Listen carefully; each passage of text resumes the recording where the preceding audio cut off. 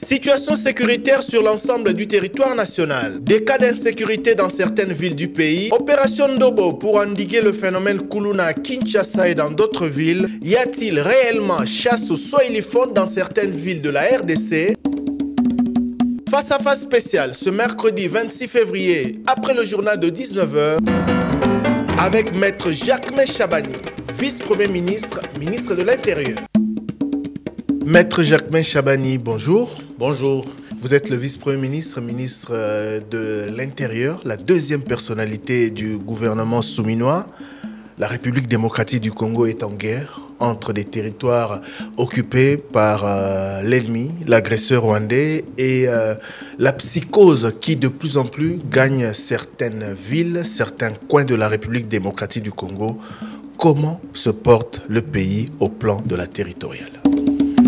Bon, vous avez décrit un peu la situation. C'est vrai que nous sommes un pays agressé, avec sur deux provinces, certains de nos territoires et villes occupées par une armée étrangère.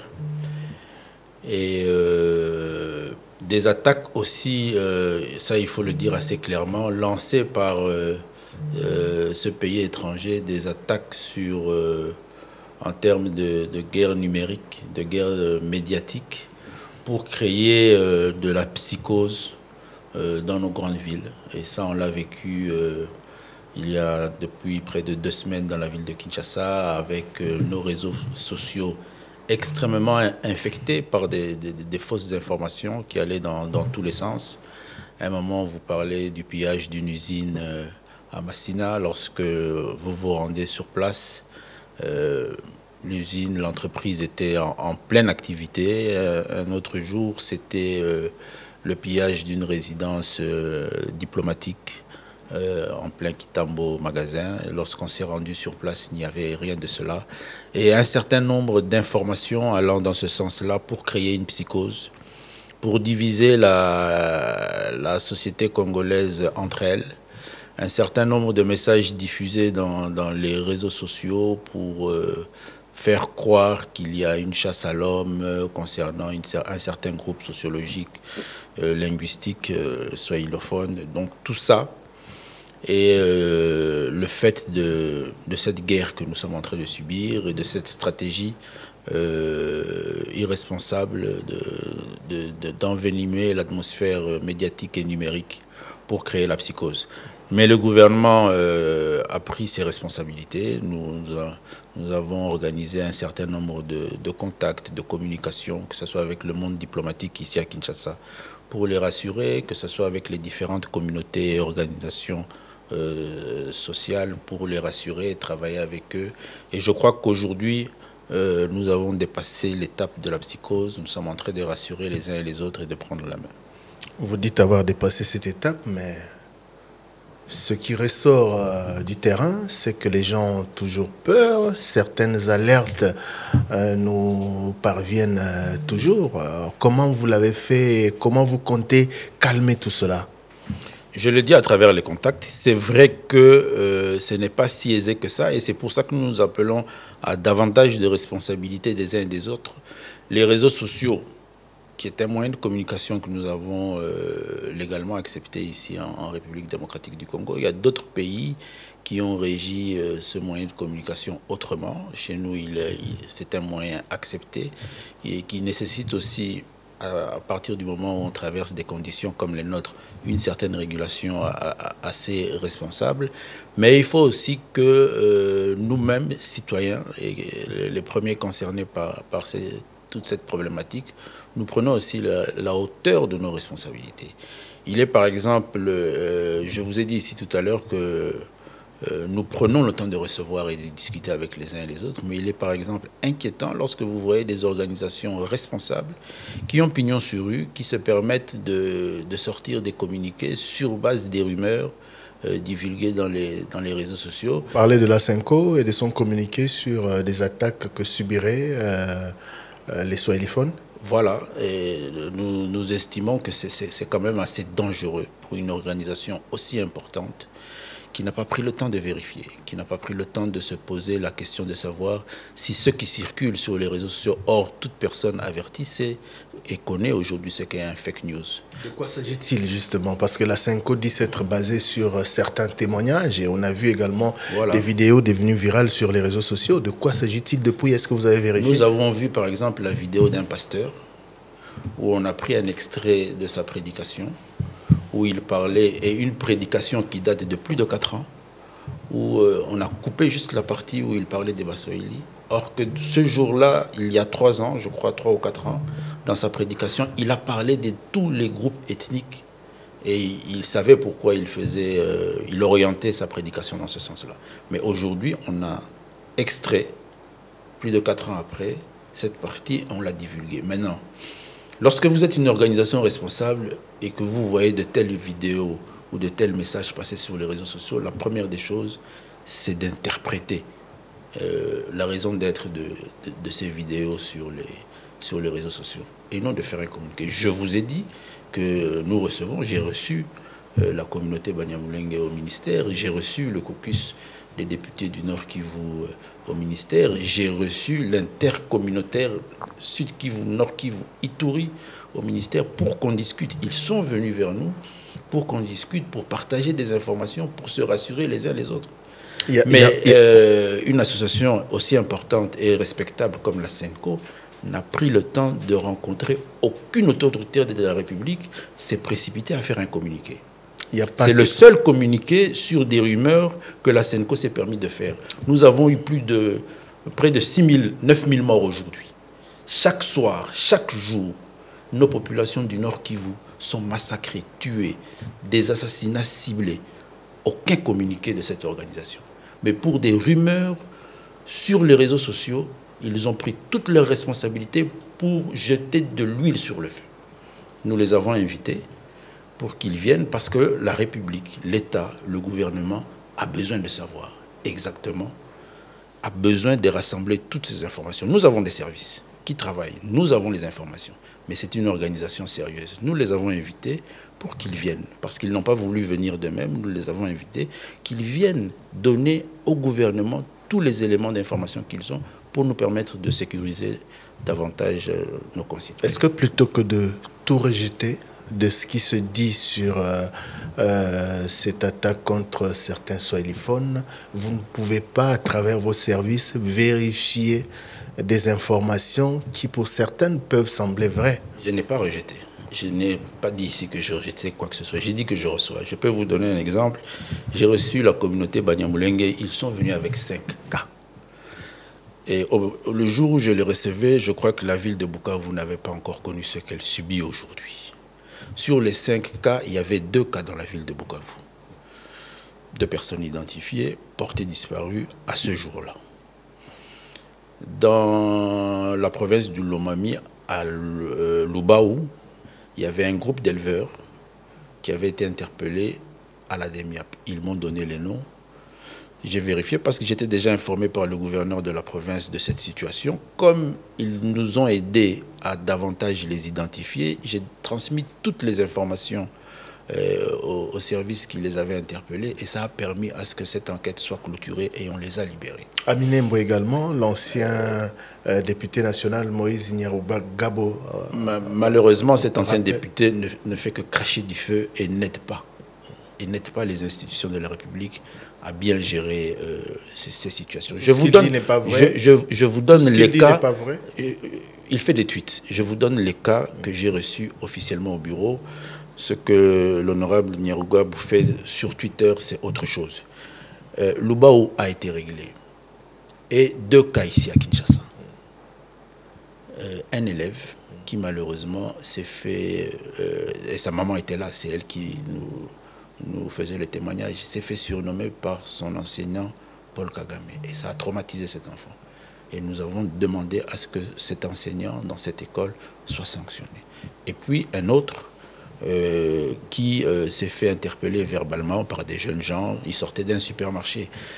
Nous ne nions pas, c'est des situations qui arrivent, qui nous arrivaient même en temps normal. Moi, je suis swahiliphone. Je suis originaire du Nord Kivu, de Massissi. j'ai heureusement ou malheureusement des traits fins.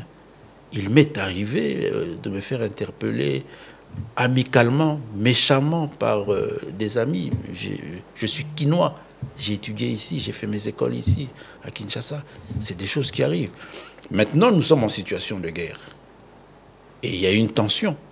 Et d'ailleurs, moi, je crois que nous, les swahiliphones, nous devons être réconfortés davantage parce qu'aujourd'hui, à l'ouest, à Kinshasa, lorsque vous analysez l'onde de choc de ce que la ville de Goma a subi, de ce que la ville de Bukavu a subi, l'onde de choc ici à Kinshasa, aucun swahiliphone ne peut imaginer un seul instant qu'il peut être inquiété à Kinshasa.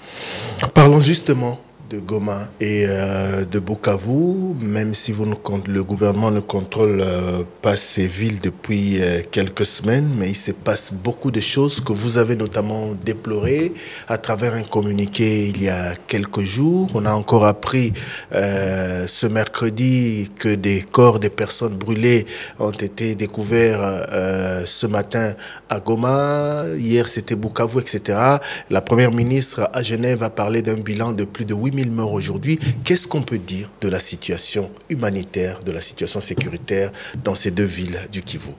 Une situation extrêmement catastrophique qui fait que nous sommes extrêmement inquiets. Et on aurait voulu que des structures comme la SENCO, qui d'ailleurs, certains de leurs membres ont eu l'avantage de se retrouver dans la ville de Goma, puissent aussi partager ces inquiétudes et ce malheur. Aujourd'hui, dans la ville de Goma, c'est les écoles, c'est nos enfants.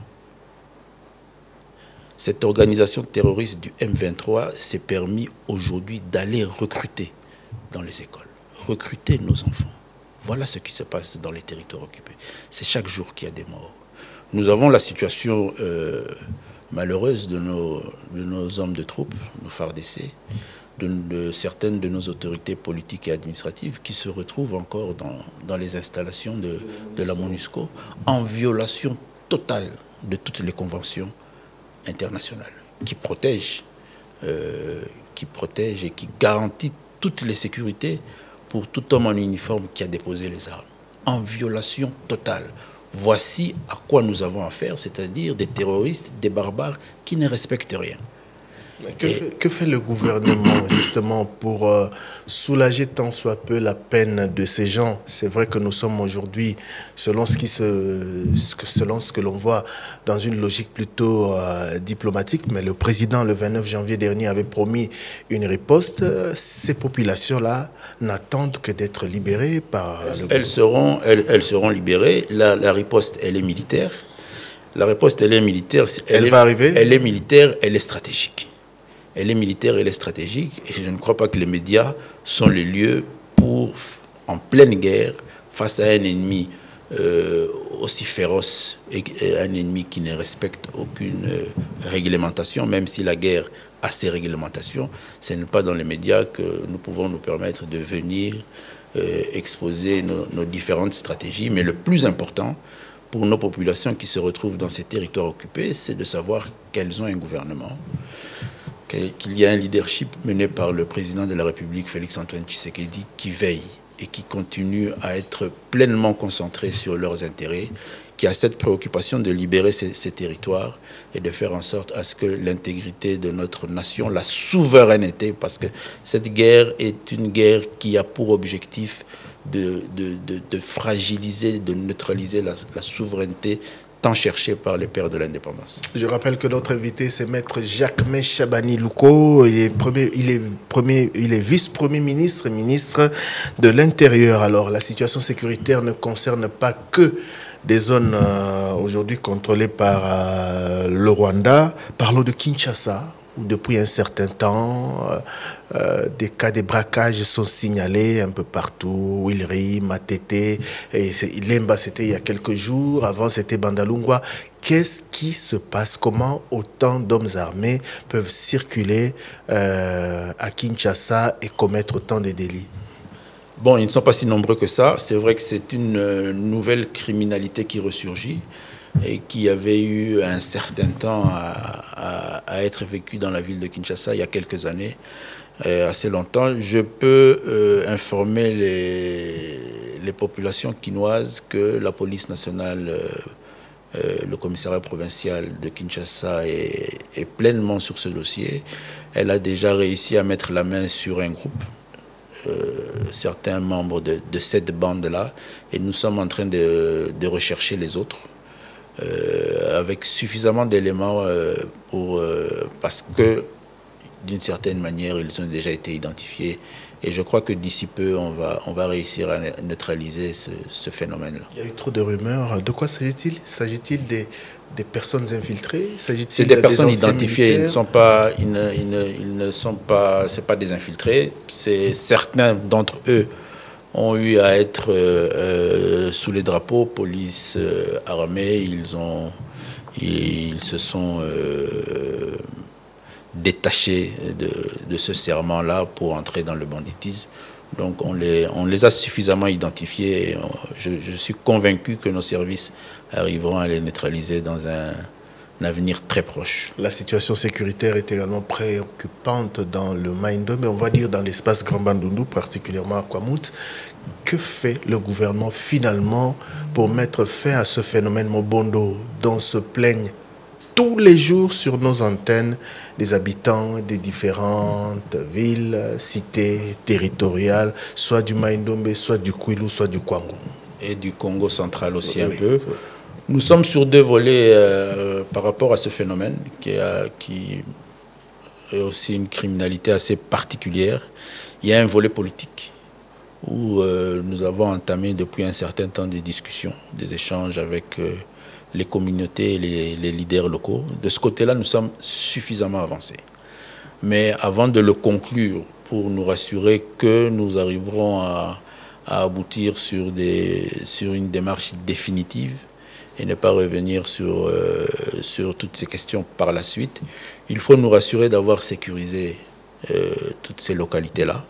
Et ça, c'est le volet sécuritaire, mais à un niveau aussi militaire.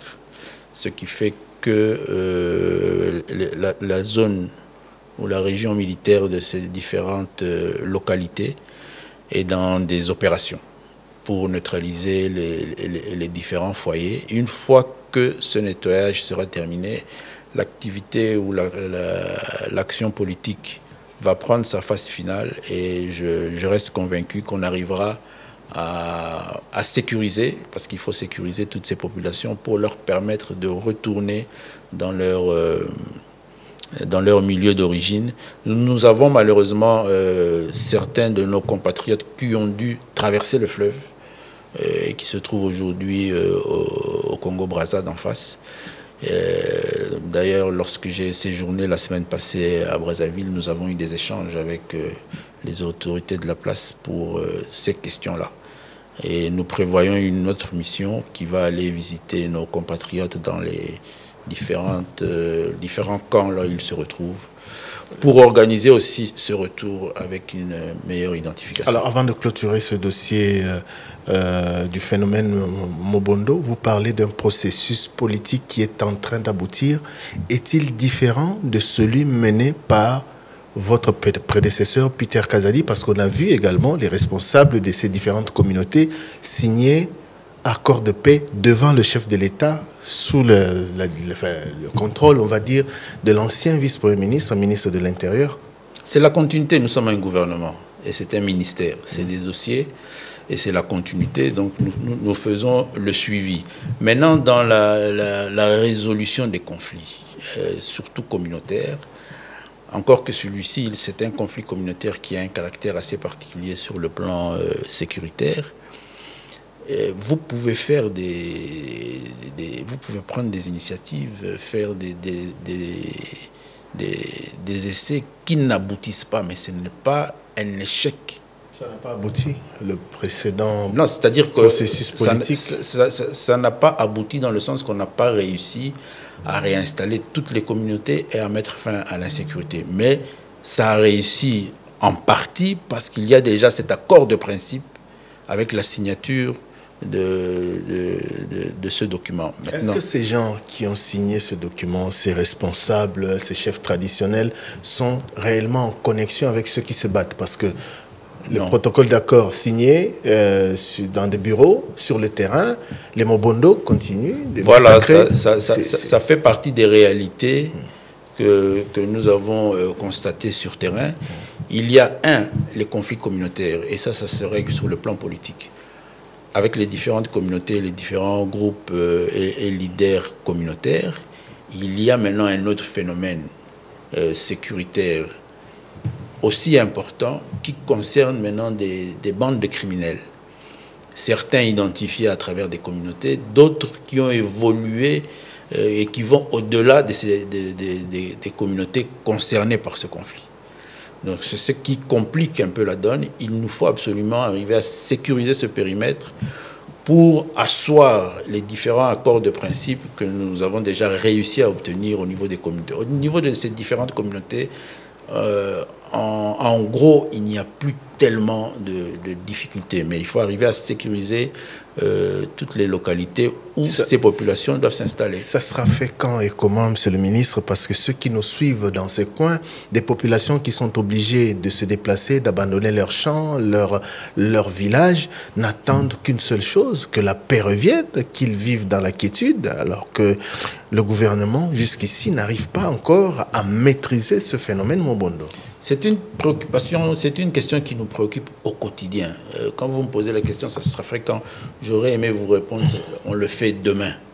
Mais je vous ai étalé ici un certain nombre de préalables que nous avons pour réaliser cela.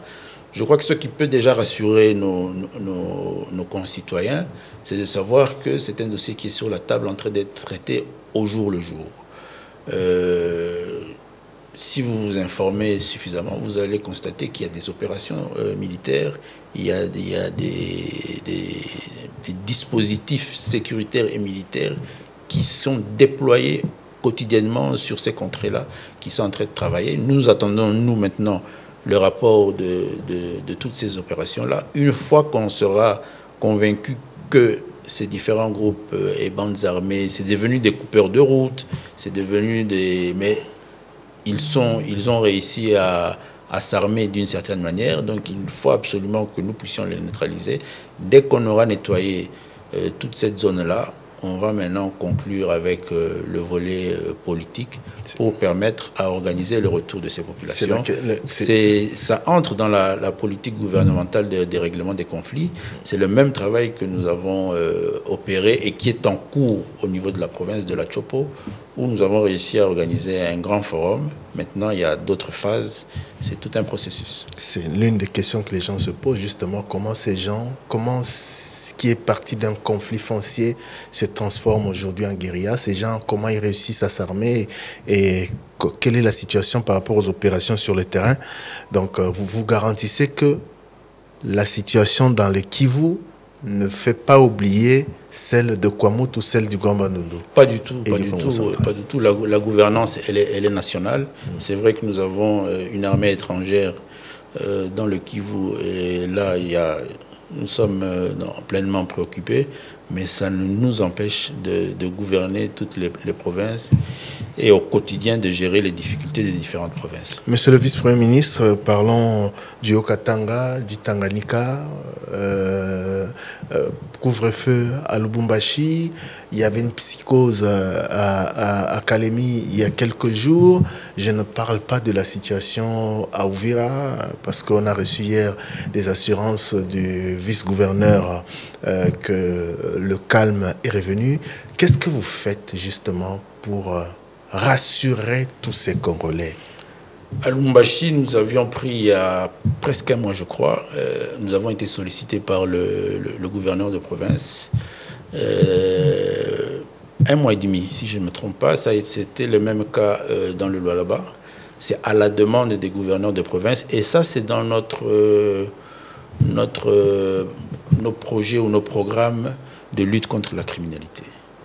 Ces gouverneurs avaient sollicité l'autorisation de prendre une mesure un peu plus forte, au-delà de toutes les opérations de lutte contre la criminalité, d'instaurer un couvre-feu pour permettre à la police de mieux contrôler, de mieux sécuriser les populations, surtout dans les heures tardives. La mesure a été prolongée, ça veut dire qu'il y a encore des inquiétudes, il y a encore la sécurité. Oui, en termes de criminalité urbaine, d'ailleurs, je peux informer vos auditeurs que nous avons levé l'option il y a 2 semaines et demie ou 3, si je ne me trompe pas, je n'ai pas la date exacte, d'accompagner la police provinciale du Haut-Katanga, la police provinciale du Congo central, la police provinciale de la Chopo, oui, d'accompagner ces 2 commissariats provinciaux en venant avec l'initiative de l'opération Ndobo en appui à tout ce qu'ils ont comme projet ou programme contre la lutte contre la criminalité urbaine.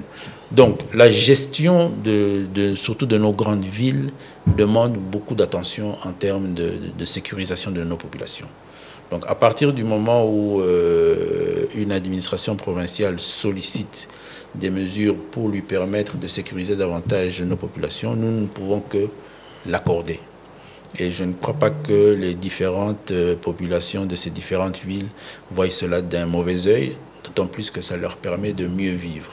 Maintenant, nous allons descendre, je crois, très prochainement ici dans la ville de Lubumbashi avec l'opération Ndobo pendant quelques semaines pour nous rassurer qu'avec cet appui-là, on pourra mettre fin à tous ces bandes de criminels qui insécurisent la ville et rassurer davantage nos populations pour permettre à ce que toutes ces mesures soient rabattues et que la vie reprenne le cours normal.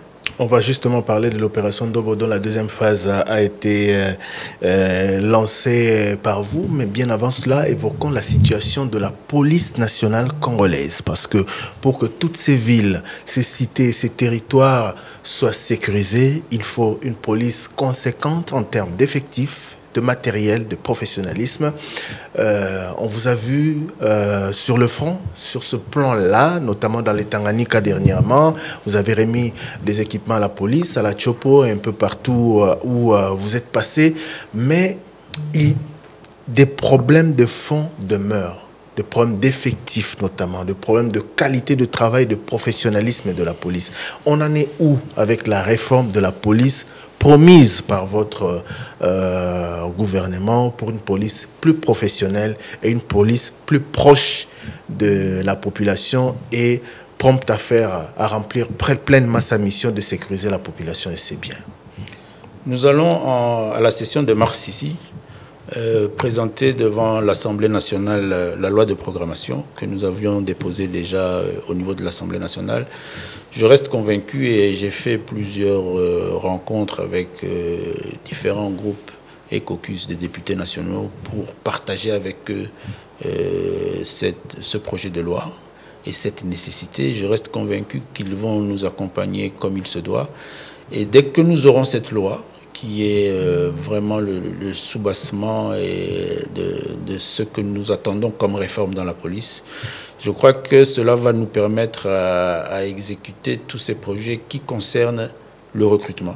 Parce que la réalité est qu'aujourd'hui, nous avons une police vieillissante qui nécessite vraiment un recrutement et nous allons faire appel à nos concitoyens selon les critères indiqués pour s'aligner, adhérer, participer à ce grand travail. Concrètement, vous comptez recruter combien d'éléments de la police et à quelle échéance? Parce que, je reviens encore, à votre ou à vos prédécesseurs qui avaient lancé des opérations de recrutement dont on ne connaît pas l'issue aujourd'hui. Vous comptez recruter combien d'éléments de la police et à quelle échéance? Oui, ici nous avons l'avantage d'avoir une loi de programmation sur 5 ans.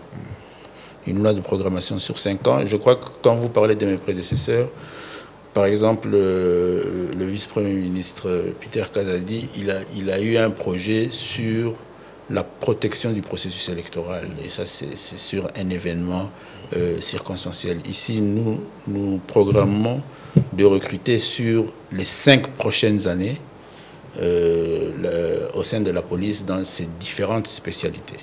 Et je crois que si nous arrivons à faire passer cette loi, c'est-à-dire qu'elle est budgétisée et il y a toute la programmation, on va réaliser. Nous avons déjà lancé, en dehors de cette loi-là, un certain nombre de projets et d'actions de réhabilitation des écoles. Nous l'avons fait à la Chopo avec l'école Kapalata, qui sera bientôt disponible en principe avant la fin du mois de mars, qui pourra recevoir les recrues qui ont été sélectionnées il y a quelques mois. Nous en avons 2000 qui vont aller suivre la formation là-bas. Donc, je disais qu'avec cette loi, nous allons résoudre les questions de recrutement, de formation, mais aussi d'équipement. C'est vrai qu'à l'initiative du président de la République, nous avons réussi à doter, si je ne me trompe pas, 12 commissariats provinciaux d'un certain nombre de véhicules, mais ce n'est pas suffisant, ce n'est pas ce que la police attend et a besoin pour être effective et efficace en termes de fonctionnement. Nous allons recevoir, je crois, demain, parce que toutes les démarches ont été finalisées, mais nous allons recevoir 100 véhicules pour la police nationale qui vont arriver à Kinshasa, qui sont sur la route de Matadi en train de venir. Ce n'est toujours pas aussi suffisant. Donc, moi, je reste convaincu que la loi que nous allons défendre et qui va nécessairement être votée va nous permettre de réaliser la montée en puissance et va permettre à ce qu'on ait une police efficace. Mais en dehors de cette loi, nous avons aussi lancé l'initiative des comités locaux de sécurité. Nous l'avons lancé avant-hier ici à Kinshasa. Nous serons la semaine prochaine dans le Congo central et la semaine d'après dans le Grand Katanga pour rendre effectives toutes ces initiatives. En quoi consistent ces comités locaux de sécurité? Elles consistent à rendre réel ce que tout le monde attend, la police de proximité.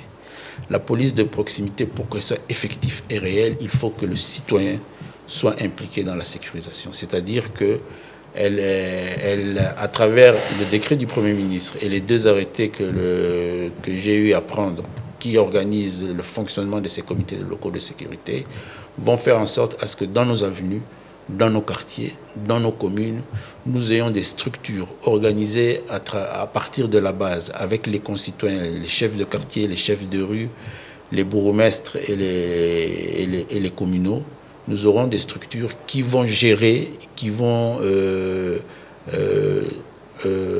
seront responsabilisées avec les services publics, la police et tous les autres services qui sont responsabilisés dans la sécurité, les services de renseignement, la DGM surtout pour les zones frontalières, auront des cadres de concertation et de gestion pour toutes les questions qui concernent la sécurité, avec des rapports qui montent de la base au sommet et qui nous permettra d'avoir une meilleure vue d'ensemble et un meilleur réseau d'informations sur toutes les questions de sécurité. Tout le monde sait que la criminalité urbaine, elle est dans nos avenues, dans nos quartiers, dans nos maisons.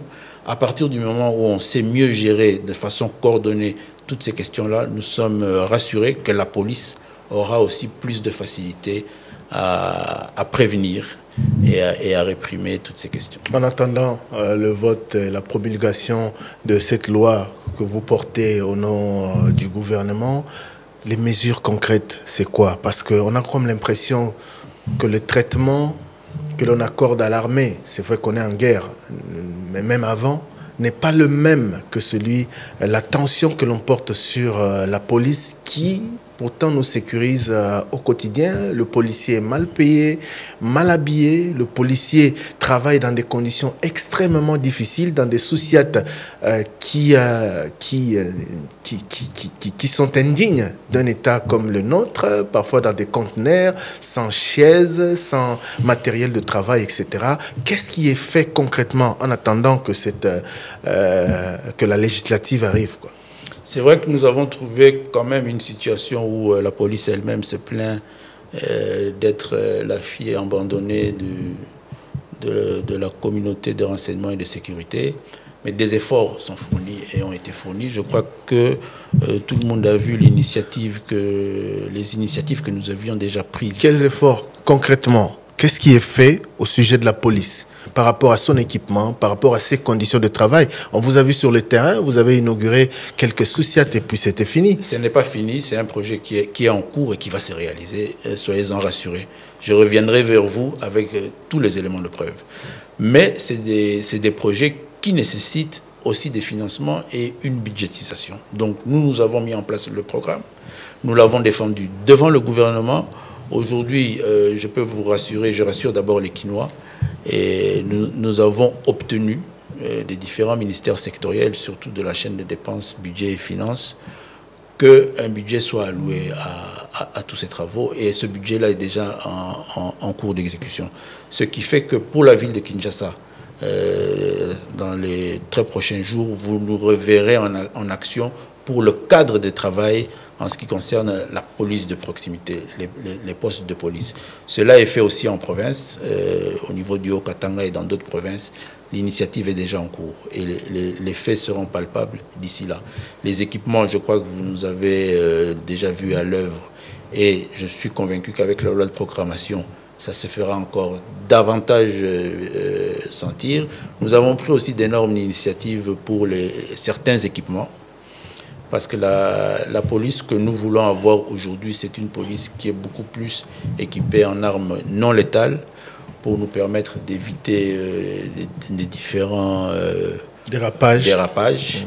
Et nous avons fait d'énormes commandes dans ce sens-là. Donc, moi, je promets et je suis convaincu qu'avec la loi que nous allons défendre dans quelques semaines ici, et dès qu'elle sera votée, avec tout ce qu'il y a comme moyen mis en place dans cette loi de programmation, on aura très prochainement une police digne qui va nous sécuriser davantage. Mais déjà là, je crois qu'une opération comme l'opération Ndobo, elle a fait ses preuves. Quoi que l'on dise, ce n'est pas encore fini. Je sais que les questions d'insécurité, de banditisme... On va justement parler de l'opération Ndobo. Mais vous êtes conscient aujourd'hui que l'image de la police congolaise ou du policier congolais ne donne pas envie, forcément, ne suscite pas des vocations. J'ai parlé d'équipement, je parlais d'habillement, je parlais des conditions salariales, des conditions de travail. Ça devrait vraiment, vraiment préoccuper le VPM de l'intérieur que vous êtes pour que les choses changent au moins, surtout que ça faisait partie de vos promesses. Pleinement préoccupé, et lorsque nous lancerons les prochains recrutements, il y aura tous ces éléments attrayants qui permettront aux filles et aux garçons, aux jeunes gens de pouvoir avoir cette envie-là de participer à cette grande œuvre qui revient dans le deuxième pilier de notre gouvernement, de participer à la sécurisation des populations et du territoire congolais. Dernière question concernant la police, en rapport avec le dispatching ou l'utilisation des effectifs de la police. Comment expliquez-vous, vous avez eu affaire à le terrain plusieurs fois ici à Kinshasa et ailleurs, comment expliquez-vous que certaines autorités puissent avoir beaucoup plus d'éléments pour les sécuriser, autorités ou personnalités ou même des individus, beaucoup plus d'éléments pour les sécuriser, eux ou elles, plutôt que des souciates dans nos quartiers? Oui, c'est une grande difficulté que nous avons trouvée en prenant les responsabilités de la gestion de la police nationale. Nous avons donné des instructions. Vous pouvez les vérifier. Il y a déjà des mesures qui font à ce qu'aujourd'hui, nous retirons un certain nombre de policiers à certaines autorités, à beaucoup d'autorités. Il y a un problème de réglementation et il y a aussi cette nécessité de voir à ce que les entreprises privées chargées de sécurité reprennent leur place. Nous sommes en train aussi de les réorganiser. Moi, je me rappelle que j'ai reçu des appels de certaines autorités qui se plaignent, des autorités, même des pasteurs, qui se plaignent. Non, Excellence, on vient de me retirer mes policiers. Je pose la question, est-ce que vous êtes convaincu que ce sont vos policiers? ce sont les policiers de la République. Si leur autorité a décidé de les rappeler, allez vers leurs autorités et posez la question. Ces policiers ne vous appartiennent pas, c'est les policiers de la République. Nous sommes malheureusement ancrés dans des habitudes, dans un système qui fait que vous pouvez lancer ces initiatives, vous pouvez faire ce travail, ce n'est pas un travail qui pourra vous permettre d'obtenir des résultats en 2-3 jours parce qu'on fait face à des obstacles comme ceux que je viens de vous rencontrer. Mais rassurez-vous, au fur et à mesure, d'ici peu, on va à chaque fois insister. Il y a des gens qui reviennent avec des mauvaises pratiques. Entre-temps, nos sociétés sont en sous-effectif. Vous dites, comme vous nous l'avez dit à Kisangani il y a quelques mois, nous sommes en train de... Comme vos prédécesseurs ont dit, nous sommes en train de... Ne croyez pas... C'est vous le patron de la police, je suis le patron, monsieur le ministre. Je suis le patron, on pourra vous voir à l'œuvre. Qu'une autorité ait 50, 70, voire 100 éléments de la police, alors qu'un société n'en a que 2, pour sécuriser tout un quartier. Bon, généralement, vous verrez combien de temps ça doit prendre pour... Une autorité, vous verrez, dans ce cas-là, vous verrez une autorité, souvent, chef d'une institution, qui sollicite auprès de l'UPHI ce nombre-là pour l'institution. Ça paraît plus ou moins légal qu'une institution importante, sans me donner l'obligation de citer un exemple avec un nom. Une institution aussi importante sollicite, on lui donne. Mais après, vous constatez que cette autorité-là n'affecte pas ces policiers nécessairement au sein de l'institution, mais les utilise à des fins privées. Maintenant, vous vous retrouvez face à quoi? Effectivement, face à ce que vous venez aussi de soulever. Au niveau de cette institution, on donne des primes journalières ou mensuelles à ces agents. Ce qui fait que pour eux, c'est attrayant. Je vous ai dit qu'avec la loi de programmation, nous allons arriver à régler ce type de questions. Maintenant, nous, lorsque nous donnons des instructions, on retire les policiers. Comme je vous l'ai dit ici tout à l'heure, je reçois, moi, des appels de ces pressions. Vous pouvez appeler ça des pressions, mais pour moi, c'est des appels parce que je ne crois pas qu'on peut me faire pression. Parce que la réalité sur le terrain ne change pas. Je ne crois pas que sur ces questions, même sur d'autres, il y ait une autorité qui puisse faire pression au ministre de l'Intérieur. Vous recevez des réactions et je vous dis, l'échange que j'ai, les policiers ne vous appartiennent pas, ce sont les policiers de la République. Donc c'est ce qui fait qu'on les récupère, il y a cette tension, mais je vous dis, nous avons d'abord tous ces projets en cours, nous sommes dans cet exercice-là, avec malheureusement des gens qui sont dans des habitudes depuis un certain temps. Je suis convaincu que le processus que nous avons enclenché va nous permettre de récupérer nos policiers au bénéfice de la République. Et nous allons indiquer à ces différentes institutions publiques des structures privées que nous allons responsabiliser pour les sécuriser. Parlons de l'opération Ndobo, dont vous avez lancé la deuxième phase il y a quelques jours. Cette opération avait pour mission principale d'endiguer le banditisme urbain, le phénomène Kuluna, à Kinshasa principalement, avant d'autres villes de la République, lancé depuis le mois de décembre dernier. 2 mois après, qu'est-ce qu'on peut en retenir? Quels sont les résultats qui ont été enregistrés et les perspectives d'avenir? Comme je l'ai dit tout à l'heure, pour moi, l'opération Ndobo est une très belle expérience dans la lutte contre la criminalité pour notre police. Une expérience que nous avons entamée avec le commissariat provincial de Kinshasa. À ce jour, nous sommes à près de 2600, si je ne me trompe pas, de personnes appréhendées, arrêtées. Sur ces 2600, plus de 500 ont été déférés devant leur juge naturel, condamnés et transférés dans des prisons de haute sécurité. Nous avions à un moment donné un problème de lieu de détention. Je crois qu'aujourd'hui, nous avons réussi à réguler cette question-là, ce qui faisait à ce qu'au niveau de la police, on n'arrivait plus à lancer les opérations pour mettre la main sur les différents groupes. Donc là, maintenant, nous avons donné des instructions pour le commissariat provincial de la ville de Kinshasa. Donc je crois que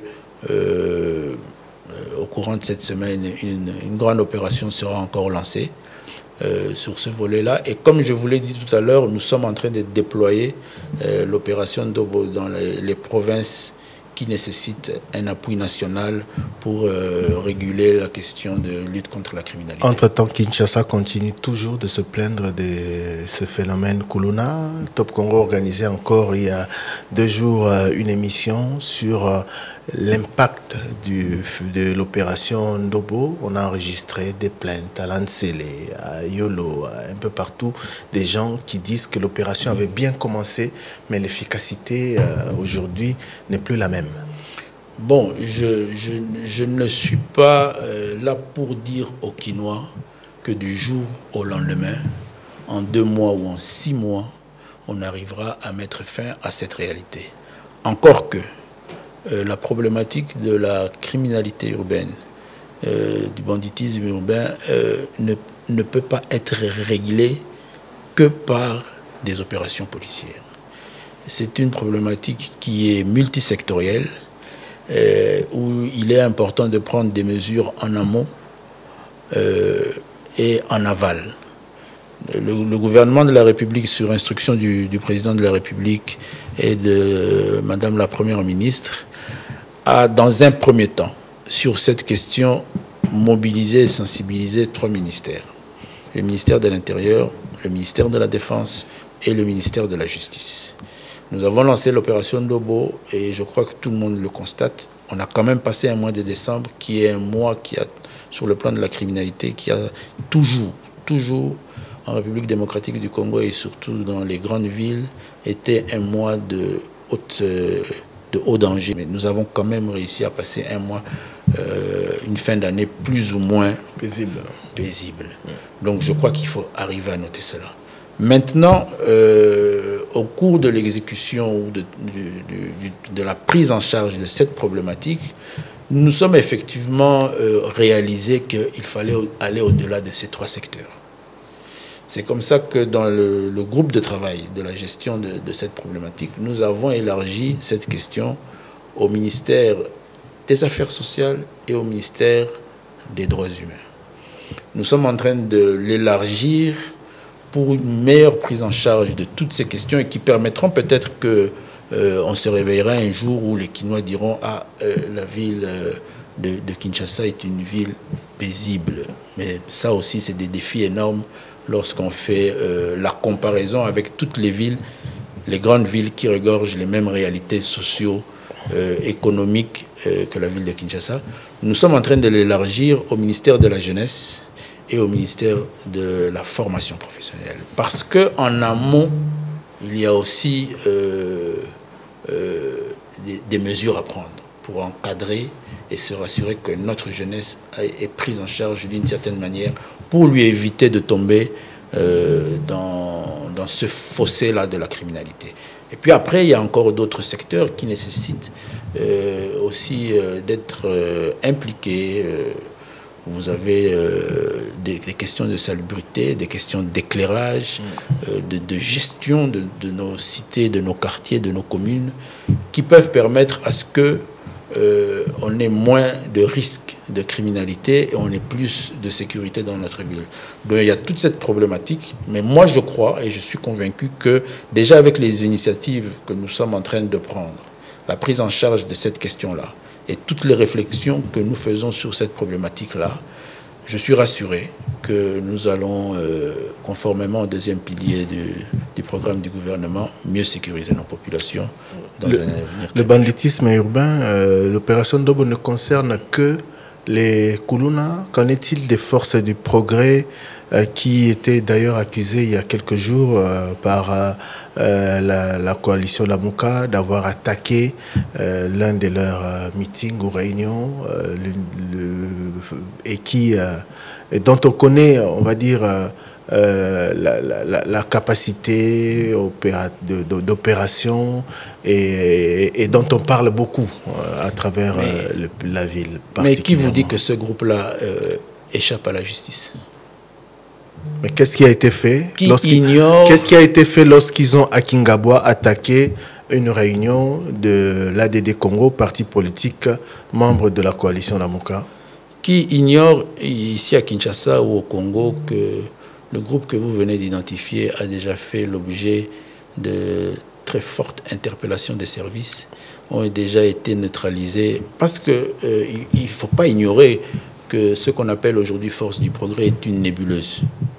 Est une nébuleuse même nationale. Vous pouvez aller en Bandaka, on vous présentera des gens qui portent l'appellation de Force du Progrès. Mais ici à Kinshasa, ici à Ngaliema, quartier ancien combattant, faites passer votre micro-baladeur. Il y avait un groupe de jeunes dénommés Force du Progrès dans ce quartier-là qui ont été neutralisés, qui sont passés devant le juge, qui ont été condamnés. Mais les autres à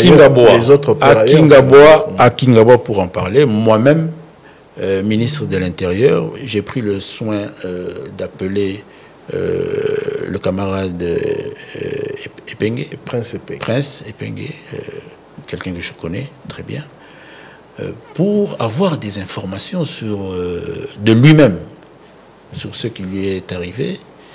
Je voulais me rassurer et j'ai voulu le réconforter. Mais qui vous dit que la police n'est pas, ou les services ne sont pas sur ce dossier? Qui vous dit qu'ils ne seront pas ces malfrats-là, ces gens qui se sont comportés? Prince Epengue a accusé la police en complicité avec ces forces du progrès d'avoir dérangé leur activité. Maintenant, ça c'est une accusation. Maintenant, il faut laisser les enquêtes se conclure. Il faut savoir qu'au sein de la police, il y a une inspection de la police nationale qui surveille les actes et les faits de la police. Si on arrive à conclure que c'est ainsi, moi au téléphone, il m'a dit qu'il aurait eu la vie sauve grâce à 2 policiers qui ont tiré des coups en l'air. Bon, maintenant qu'il accuse la police, c'est une autre affirmation, mais moi je crois qu'il faut laisser les juridictions faire son travail, faire ses enquêtes. Ça va se conclure, mais personne ne peut s'imaginer, ne peut affirmer un seul instant que ceux qui portent l'appellation de Force du Progrès ont une inimité. Non. Non. Parce que lorsque vous allez vérifier les annales de la justice, il y a des procès, il y a des condamnations. Peut-être que vous n'en faites pas assez, parce que c'est un... de la même qu'on fait... Peut-être que vous n'en faites pas assez, parce que c'est un groupe réputé proche du parti au pouvoir. C'est ce que vos opposants vous reprochent, justement. Voilà. Là, il s'agit de Prince Epengue, SID, Martin Fayoulou. Hier, c'était Franck Diongo. Avant-hier, c'était... Que ce soit le président... Que ce soit d'autres Congolais ou d'autres Chinois. Le président Franck Ils sont allés jusqu'à la résidence de Joseph Kabila. La jeunesse congolaise. Aucun acteur politique, encore que nous venons à peine des élections, aucun acteur politique ne peut vous dire qu'il n'a pas de contacts, des relations avec la jeunesse congolaise, que tous les acteurs politiques mobilisent d'une manière ou d'une autre. Donc même vous faites pareil, vous mobilisez les forces du progrès quand les besoins... Je parle de la jeunesse. Ouais. Je parle de la jeunesse. Aucun acteur politique... Tout à l'heure, je viens de vous dire que cette appellation-là est une nébuleuse. Tout le monde peut la porter quand il le veut. Il faut maintenant qu'on vous donne l'historique de l'appellation Force du Progrès et de ce que c'est devenu aujourd'hui. Le but aujourd'hui, monsieur le ministre, c'est... Le principal, c'est ce que vous en faites. Sur cette question, je rappelle à vos auditeurs et à quiconque qu'il y a eu, au niveau de la police nationale congolaise, des actions de répression très fortes sur ce qu'on appelle aujourd'hui Force du Progrès. Ça, c'était il y a plusieurs mois. Visiblement, ça ne les a pas découragés parce qu'ils ont opéré. Je vous ai dit que c'était... Il y a eu des blessés. Je vous ai dit, je vous dis et je vous confirme que c'est une nébuleuse. On peut sortir au coin de votre avenue, on trouve des jeunes gens, ils vous disent la Force du Progrès. D'abord, ce n'est pas une organisation légale. Mais non, il faut arriver à chaque fois à les identifier. Sur le cas d'espèce ici de Kingaboa, nous sommes en train de rechercher ce groupe. Est-ce que c'est des habitants du quartier, de la commune? La police les recherche. On mettra la main sur eux. Donc, il ne faut pas en faire toute une histoire. On espère que ça ne va pas... Vous avez parlé de Franck Diongo. Qui ne sait pas que Franck Diongo était un acteur politique qui se promenait avec des sportifs. Il était lui aussi entouré de cette jeunesse. Mais on a vu également sur des images pendant les élections qu'il était attaqué par ceux qui se présentaient comme force du progrès. Qui se présentait? Oui. Voilà, c'est toujours proche de l'UDPS. Qui se présentait? Parce que l'UDPS n'a pas encore réussi à les régner. Vous êtes patron de la territoriale. Voilà. Ouais. C'est pour ça que je vous ai dit ici qu'il faut faire l'histoire de la question. Moi, je peux vous amener une décision officielle du président Étienne Tshisekedi qui exclut des membres de l'UDPS parce qu'ils se sont autoproclamés leaders de la force du progrès. Étienne Tshisekedi. Depuis Étienne Tshisekedi, y a-t-il une seule décision de l'UDPS contre ces forces du progrès? Mais ce n'est pas une... Depuis Étienne Tshisekedi. Est-ce qu'il y a... Mais pourquoi vous voulez que l'UDPS revienne à tout moment sur cette organisation? Mais parce que... Qui n'est pas sa structure. Parce qu'aujourd'hui, elle est pire que ce qu'elle était à l'époque. Depuis que l'UDPS est au pouvoir. Et le lien avec le parti politique. Mais peut-être que l'UDPS n'a pas réussi à couper le cordon ombilical ou à désavouer cette organisation en public. Ne créez pas ce qu'il ne faut pas créer. Encore que nous sommes dans un média. Lorsque vous faites de telles informations, c'est très dangereux. Je suis en train... C'est très dangereux. Je suis en train de vous poser des questions, monsieur le ministre. Non, vous faites des affirmations. Sur base de ce qui se voit sur le terrain. Il se voit quoi sur le terrain? La décision de feu Étienne Tshisekedi hier, il ne s'agissait pas de la même ou des mêmes forces du progrès qu'aujourd'hui. Mais aujourd'hui, ils sont pires. Laissez l'UDPS tranquille. Non, aujourd'hui ils sont pires. Aujourd'hui ils sont pires. Laissez l'UDPS. C'est pour dire qu'aujourd'hui ils sont pires. Aujourd'hui, on aurait attendu une décision encore plus grave que celle du parti politique fait privé. Quel lien faites-vous avec ce parti? Mais lorsque ces gens se présentent avec les drapeaux de l'UDPS, les figies, tous les supports, tous les signes du parti de l'UDPS, vous, en tant qu'autorité, vous pouvez également interpeller ce parti pour dire ces jeunes gens qui troublent la quiétude de la population se présentent sous le label de votre parti, désengagez-vous. Voilà. Si c'est pour l'interpellation du ministère, des partis politiques, je peux vous amener... C'est pour ça que je vous pose la question. Non, vous ne m'avez pas posé. Je pose la question au ministre de l'Intérieur, qui gère également les partis politiques. Vous ne m'avez pas posé la question de cette manière-là. Vous êtes allé sur des affirmations en liant un parti politique, malheureusement, qui est le mien. C'est pour ça que je réagis de cette manière-là, parce que j'ai toutes les informations. Vous êtes allé sur des affirmations en liant un parti politique légalement établi avec une nébuleuse. Parce qu'elle se présente comme appartenant à ce parti politique. Je n'ai rien inventé, avec une nébuleuse qui n'existe sur aucun document légal. Je vous ai rappelé l'histoire de cette nébuleuse et l'acte ultime que le parti politique UDPS a commis par rapport à cette nébuleuse. Vous êtes allé dans des interprétations. C'est là que je dis c'est dangereux de le faire, surtout dans un média. Aujourd'hui, vous promettez quoi? Je vais vous dire ceci. En tant que ministère et gouvernement, nous avons eu à interpeller plus d'une fois. Et nous continuons à le faire. Les partis politiques qui troublent la quiétude des populations à travers leur mouvement de jeunes. Nous l'avons fait pour des partis politiques qui ont pignon sur eux, ici à Kinshasa et dans la ville de Lubumbashi. Parce que c'est dans ces deux villes où nous avons des cas spécifiques de ce genre. Nous l'avons fait et nous ne nous fatiguons pas de le faire. Relisez les comptes rendus de Conseil des ministres. Donc, tolérance zéro contre les Koulouna, tolérance zéro contre les forces du progrès.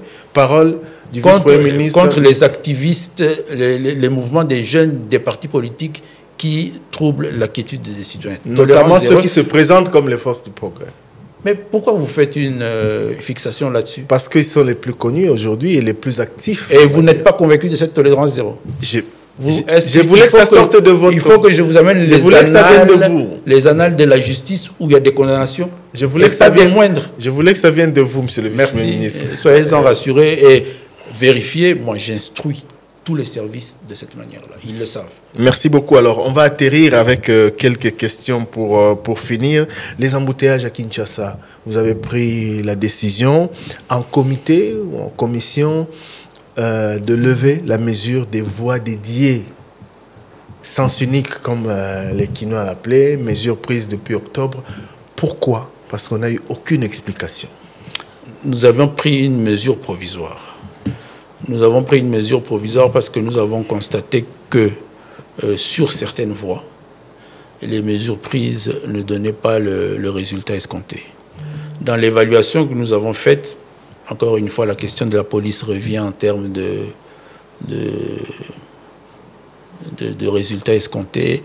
Il est important pour nous de faire un travail en interne pour nous rassurer que tout le dispositif nécessaire pour remettre en place ces mesures-là nous permettront d'avoir le résultat escompté. Donc c'est ce qui fait que nous avons décidé de lever provisoirement ces mesures-là pour permettre aux différents secteurs, au ministère de l'Intérieur, au ministère du Transport, mais aussi à la ville de Kinshasa, de se rassurer que chacun dans les responsabilités qui sont les siennes puisse prendre les différentes mesures. Donc on revient à la case de départ. Non, on ne revient pas à la case de départ. En fait, le week-end ici, une commission technique était chargée de descendre sur terrain pour faire certains prélèvements et nous faire un rapport. Donc je crois, en principe, ce soir ou demain, nous allons annoncer les mesures transitoires. Parce que la situation s'est empirée sur certains tronçons, sur oui, tourisme. Nous savons que tourisme et Ngouma étaient deux avenues qui avaient plus ou moins bien adopté ces mesures-là. Ça a été clairement indiqué. Donc, et depuis la levée de la mesure le 25, effectivement. Il y a plus d'embouteillage. Donc vous voyez que il est aussi bon, parce que les critiques souvent elles sont aisées. Il est aussi bon qu'ensemble nous puissions réaliser certaines choses, comprendre certaines nécessités. Et donc on va identifier maintenant clairement quelles sont les mesures provisoires en attendant que le dispositif puisse reprendre dans sa totalité. Ça sera communiqué si pas ce soir. Il y a possibilité que l'on revienne au sens unique sur certains tronçons. Sur certains tronçons. C'était ça, c'est la décision clairement prise au cours de cette réunion. Monsieur le ministre, il y a quelques semaines, on a assisté, après la chute de Goma, à des manifestations à Kinshasa qui avaient malheureusement poussé certains jeunes à s'attaquer aux ambassades, à des supermarchés et même à certaines entreprises. Depuis, beaucoup de choses ont été dites, mais qu'est-ce qui a été fait et où en sont les enquêtes que vous avez annoncées en primaire sur Top Congo ce jour-là? Il y a eu un procès. Et un procès en cours. Il y a eu une première audience le lundi 17 février, si je ne me trompe pas. L'affaire a été renvoyée à la prochaine audience, je crois, si ce n'est pas 2 semaines, c'est 1 semaine, il faut vérifier. Donc, comme nous l'avions dit, certaines personnes avaient été interpellées et déférées devant la justice. Donc le procès est en cours. Il y a des enquêtes aussi qui continuent au niveau du parquet de la Gombe. Et le gouvernement tient à ce que tous ceux qui ont participé d'une manière ou d'une autre à ces pillages soient sanctionnés. Commission permanente des frontières. Vous avez été au Soudan du Sud, en République centrafricaine, en Zambie. Au moment où la RDC, c'est l'un des pays qui ont le plus de voisins, donc ils partagent 9 frontières. 9 frontières avec des pays voisins. Doit-on, dans ce contexte de guerre, craindre pour nos frontières par rapport à certains de nos voisins? Nous avons été en Zambie, le Congo-Brazza est venu à Kinshasa, l'Angola est venu à Kinshasa. C'est des commissions mixtes. Les réunions se tiennent selon un certain calendrier où vous êtes appelé à aller leur rendre visite aux pays voisins. Le pays voisin vient vous rendre visite et vous tenez des réunions. C'est vrai que nous sommes ce pays à 9 frontières, gestion des frontières assez particulière dans des conditions assez complexes. Doit-on craindre aujourd'hui pour la porosité de nos frontières? Nous sommes ce pays qui doit être en alerte. Ça fait aujourd'hui, et j'espère que le collectif, la conscience collective nationale va arriver à pleinement intégrer que la République démocratique du Congo est un pays qui doit rester sur le plan sécuritaire en alerte.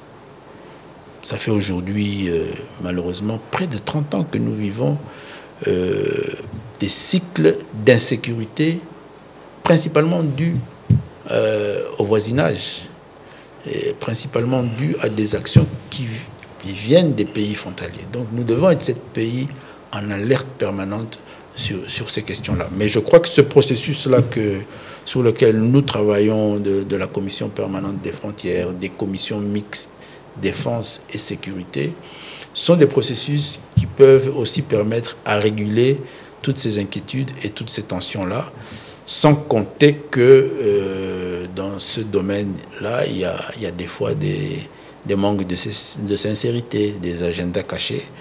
Depuis que moi je suis à la tête de ce ministère, je n'ai jamais eu de réunion mixte avec un pays comme le Rwanda, parce qu'il y a cette difficulté-là. Donc, avec les pays avec lesquels nous tenons ces réunions de façon assez régulière, sur le plan institutionnel et politique, nous nous rassurons mutuellement.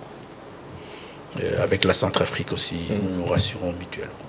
Alors, on va terminer par cet appel à l'unité du gouvernement de la République autour des institutions qui n'a pas forcément de l'écho favorable auprès de certaines officines politiques, malheureusement. Comment réussir, dans ce contexte de guerre, à fédérer tout le monde autour des institutions de la République? Moi, je suis convaincu que cet appel a un écho favorable dans l'opinion collective nationale.